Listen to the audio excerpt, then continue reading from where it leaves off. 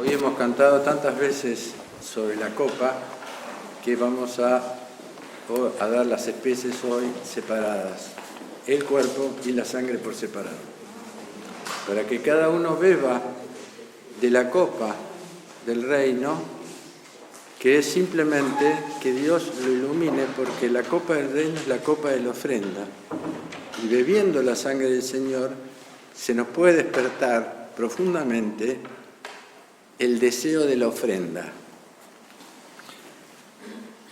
En el nombre del Padre, del Hijo y del Espíritu Santo, hoy estamos celebrando a San Santiago, apóstol de España, patrono de las tierras hispánicas. Somos herederos de dos peregrinos del camino evangélico, de Santiago, que vino desde Jerusalén hacia las tierras hispánicas, y del padre Jacques, nuestro fundador, proveniente de las Galias, que nos inició a una nueva evangelización para recuperar y hacer crecer las fuentes del cristianismo primitivo. A imagen de Santiago, Jacques, que ustedes saben qué quiere decir Santiago, murió el mismo día que murió Santiago Apóstol, que fue en las vísperas o en la noche de la cena pascual, de la liturgia pascual. Jacques murió ese mismo día. Como vimos en el canto del gradual, luego de la primera lectura, Santiago es uno de los tres testigos, junto con Pedro y con Juan, de tres acontecimientos del Evangelio: la transfiguración del Señor, la resurrección de la hija de Jairo y la pasión del Señor en el huerto de los olivos. Son los tres únicos testigos, Pedro, Santiago y Juan. Los padres de la Iglesia dicen que Pedro representa el amor del hombre hacia Dios, un amor que es capaz de sacar la espada para defender a Dios en el momento que lo van a prender, pero que horas más tarde es capaz de negarlo 3 veces. Es un amor emocional que va y que viene. Por supuesto que Pedro después pasó a ser uno de los grandes apóstoles, ¿no es cierto? Santiago es significa el amor, simboliza en su vida el amor de un hermano hacia otro hermano. Las dos presencias en las cuales aparece Santiago está siempre con el hermano. Y por otra parte, como leímos un poco hace un rato, Santiago da la vida por un hermano que lo acusó en un momento en el que había una persecución, y en ese momento el hermano que lo acusó, al ver que él no le decía a nadie, que aceptaba amorosamente se le cortó la cabeza, decapitado, le pidió perdón y Santiago lo perdonó. Y ahí es donde está clarito el amor de un hermano hacia otro hermano, que es el amor de dar la vida por el hermano.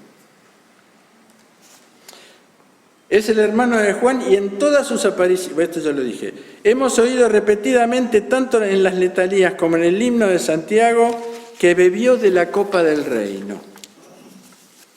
Y en la primera lectura de Isaías oímos que Dios habla de 2 copas.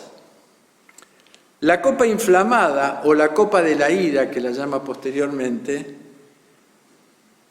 y del cáliz del vértigo, y dice: despiértate, despiértate y levántate, tú que has bebido de la mano del Señor la copa inflamada y apuraste hasta las heces el cáliz del vértigo. ¿Qué son esas 2 copas? ¿Qué significan? Este canto es del profeta Isaías, y en ese tiempo Jerusalén fue destruida junto con su templo y el pueblo condenado al exilio, fruto de los actos de infidelidad y la sordera ante las advertencias de Dios a través de los profetas. Estos cálices nos muestran lo que las Escrituras denominan la ira de Dios y su consecuencia, que es el vértigo de su ausencia. La ira de Dios no es un castigo como estamos acostumbrados a escuchar. Es un tiempo en el que Dios nos deja abandonados a nuestras fuerzas, enfrentados con las consecuencias de nuestros actos. Es decir, que la era de Dios es la ley del karma. Resumiendo, asumimos las consecuencias de nuestros actos. No somos castigados. Y la tremenda desgracia es que nosotros tomamos estos actos como castigos, como abandonos indiferentes del Señor, ignorando que Él permanece sin intervenir, esperando lo que oímos al principio de la lectura, que Dios lo dice en Isaías: despiértate, despiértate, levántate. No dice: sufre la culpa de la que hayas caído, dice: despierta. Esto es para que veas la consecuencia de tus actos, tenés que hacer otros actos, levántate, despertate, déjate de llorar sobre vos mismo.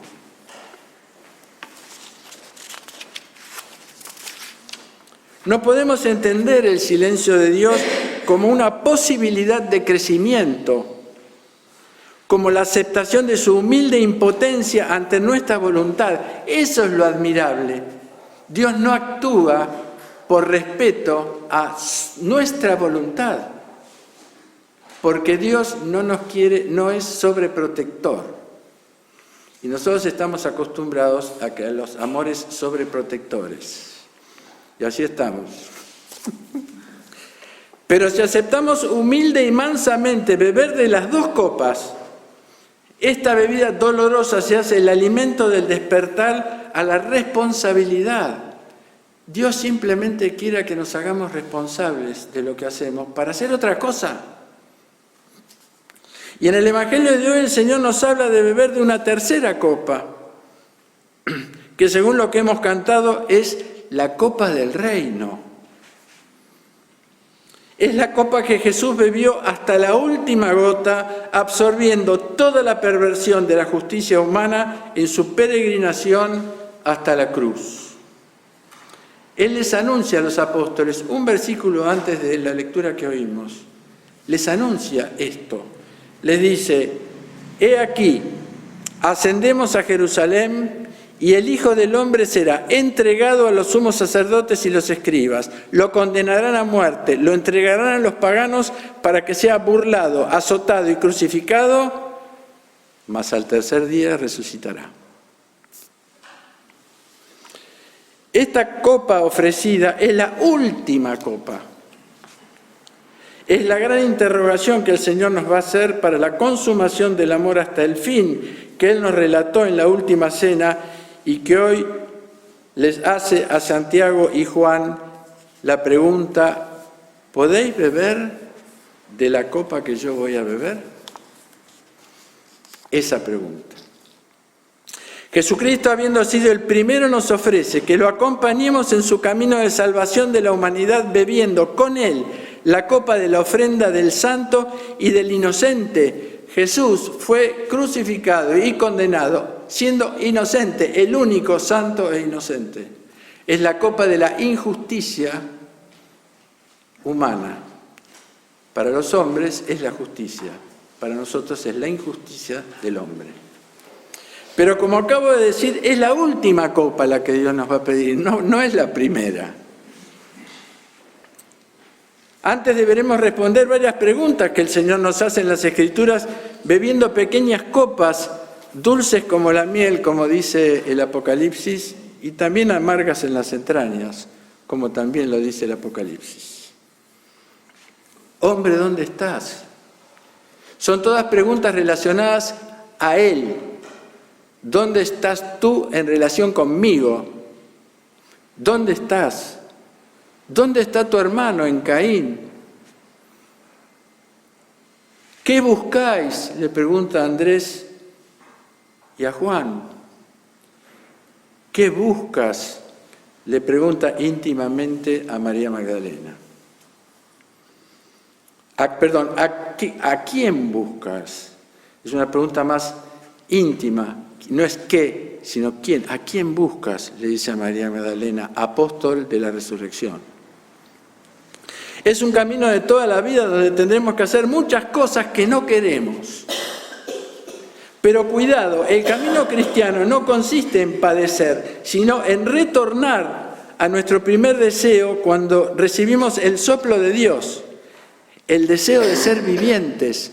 Cuando Dios nos crea a través de un soplo, está en la primera página del Génesis. Ese soplo tiene el deseo de Dios de que vivamos y le transmite al hombre el deseo de Dios. Y para ser vivientes es necesario eliminar a veces dolorosamente las pequeñas muertes en nuestra vida. Es hacer lo que no queremos. Y eso está claro. Jesús también, después de este anuncio que hizo, que ustedes escucharon, lo dice públicamente: Señor, si es posible, quita de mí esta copa, pero que no se haga tu voluntad, sino la mía. Pero no se haga mi voluntad, sino la tuya. En el huerto de los olivos. Pero también al principio, antes del huerto de los olivos, en el comienzo de la última cena, que es el comienzo de la pasión, Jesús dice: con gran deseo he querido comer esta Pascua antes de padecer. Es decir, que el Señor manifiesta su deseo de no hacer lo que quiere hacer, como manifestó después, simplemente porque después de lo que no quiere hacer, lo que va a venir es lo que dijo el Señor con el anuncio: mas al tercer día resucitará. Cuando el deseo es Dios y su voluntad amante, hacer lo que no queremos puede transformarse en querer lo que hacemos, porque el sentido final no está centrado sobre lo que me pasa, que no quiero, sino en lo que es necesario.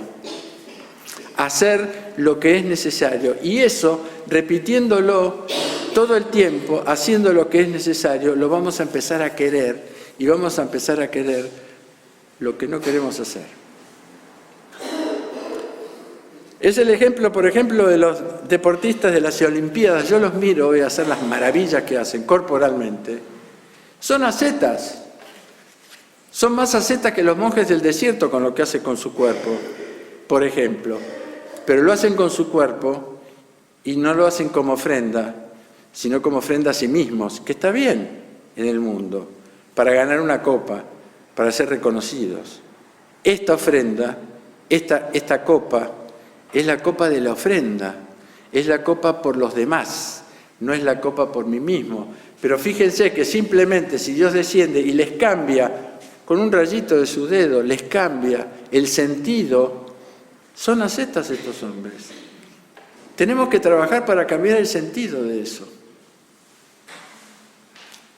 Entonces la copa que Jesús nos anuncia es la copa del amor de Dios, cuyo fuego ardiente quema las obras de injusticia e ilumina el camino de los ajustados del Señor, que esa es la justicia es estar ajustado a Dios.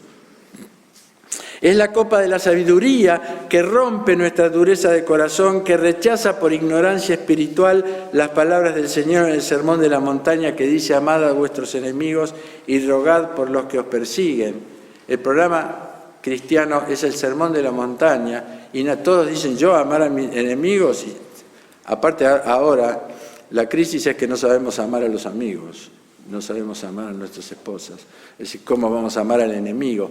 Pero todos porque pensamos narcisísticamente. Pensamos que yo no lo puedo hacer, pero la propuesta de Dios es: venid, argullamos juntos, dice en Isaías. Trabajemos juntos esta situación, esto que vos querés hacer. Y esta es la copa que bebió al apóstol Santiago, dando la vida por un hermano que lo traicionó. La copa que nos será propuesta a cada uno de nosotros si verdaderamente deseamos la continuidad de la obra que hemos recibido de nuestro padre Jacques.